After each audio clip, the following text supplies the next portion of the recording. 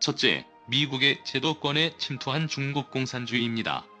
중국은 덩샤오핑의 개방 이후 중국 본토를 개방하여 미국을 비롯한 서방국들에게 중국의 싼 인력시장을 마음껏 활용하도록 해주었습니다. 중국의 시장 개방에 감동했는지 미국은 중국 기업에 대해 관세를 할인하는 등의 혜택을 주었습니다. 중국의 기업들은 모두 공산당의 통제를 받는데 이것은 외국에 나가 있는 기업도 마찬가지입니다. 이들은 중국의 제품을 판매할 뿐 아니라 중국 공산당을 홍보하는 일을 합니다. 전 세계에 뻗어나간 공자 학원은 그런 것들 중에 하나입니다.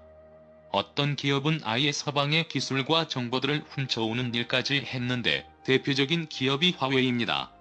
이런 중공의 전략에 의해 현재 중공에 포섭당했거나 중공의 활동에 동조하는 미국인들은 기업가들 뿐만 아니라 정치가와 언론인, 예술인 등에 두루 퍼져 있습니다. 1997년 덩샤오핑은 죽으면서 앞으로 50년간 미국과 싸우지 말라는 유언을 남겼습니다. 50년간 정체를 감추고 노력하면 미국을 능가할 수 있다고 본 것입니다. 그런데 20년도 안 되어 2013년 새 주석에 오른 시진핑은 숨겼던 발톱을 드러내더니 마침내 미국에 도전하여 세계 패권국의 야욕을 보입니다.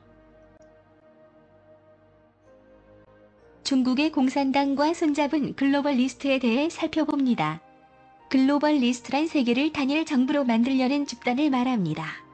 대부분 거대한 자본으로 다국적 기업을 운영하는 자들인데 최근 IT 사업으로 재벌이 된 빅테크도 그 중심에 있습니다. 이들은 전 세계의 경제를 장악할 뿐 아니라 정치계에도 보이지 않는 힘을 발휘하고 있기 때문에 딥스테이트 혹은 그림자 정부라고 부릅니다. 그런데 이런 글로벌리스트와 중국 공산당의 손을 잡았습니다.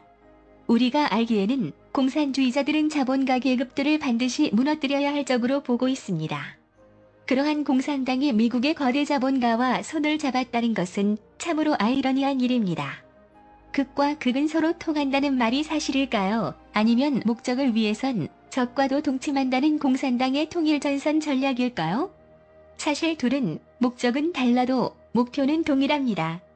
글로벌리스트는 세계의 단일 정부를 이루기 위해서, 그리고 중국 공산당은 세계의 공산화를 위해서 미국의 자유민주주의를 무너뜨려야 합니다. 글로벌리스트는 사실상 이미 미국의 많은 분야를 장악했습니다.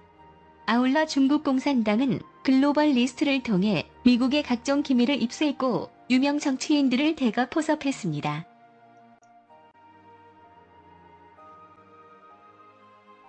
미 대선은 아마겟돈 전쟁입니다.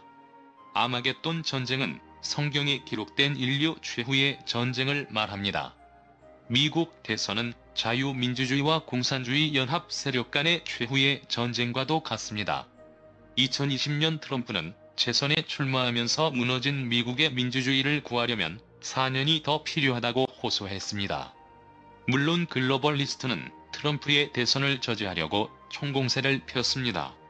11월 3일 선거인단의 선출은 끝났으나 부정선거 논란이 일어나면서 선거의 결과는 아무도 예측하지 못한 채 각자 자기들이 유리한 쪽으로 해석하고 있습니다. 트럼프 진영에서는 투표 시스템과 개표 시스템을 통한 불법 행위 외에 중공이 적극 개입했다는 물적 증거를 제시했지만 바이든 진영과 글로벌리스트는 굴복하지 않았고 중공도 오리발을 내밀고 있습니다. 와중에 미국의 국민들은 트럼프 지지파와 바이든 지지파로 나누어 분열되는 양상을 보이는데 이는 중국 공산당만 유리하게 될 것입니다. 2021년 1월 20일 취임식에 과연 누가 등단하느냐에 따라 미국의 민주주의는 생사가 갈립니다. 트럼프가 과연 어떤 방식으로 미국 민주주의를 수호할지 궁금합니다. 감사합니다. 이상으로 MP방송의 로뎀과 로라가 전해드렸습니다.